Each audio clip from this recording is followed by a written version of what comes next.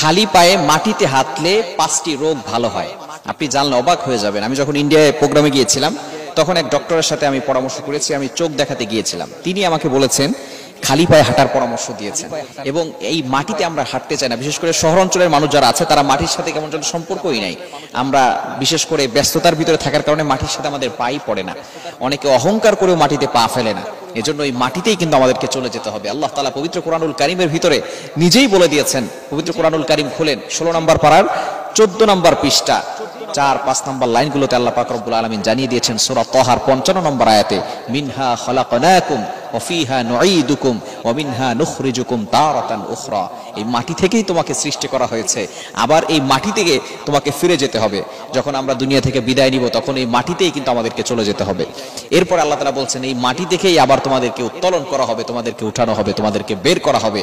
সুতরাং মাটিতে মাঝে মধ্যে হাঁটবেন, বিশেষ করে কবরস্থানে যাবেন, তাহলে আপনার অহংকার কমে যাবে।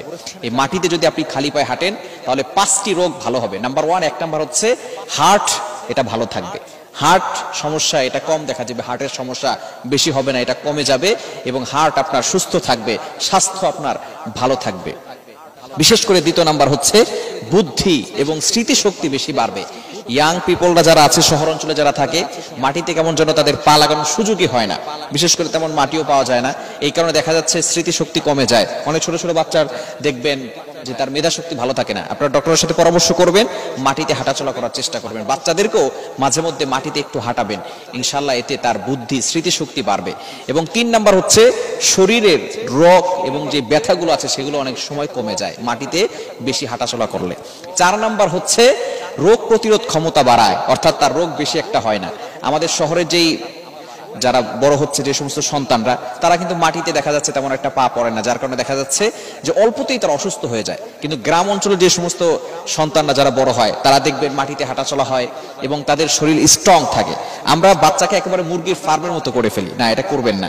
বাচ্চাদেরকে বিভিন্ন ধরনের শিক্ষা দিবেন, ব্যায়াম দিবেন, ব্যায়াম করাবেন ছোট ছোট বাচ্চাদেরকে। দেখবেন বিভিন্ন রাষ্ট্রে কিন্তু বাচ্চাদের উপরে খুব গুরুত্ব দেওয়া হয় এই বিষয়গুলো আমাদের সব সময় খেয়াল রাখা দরকার।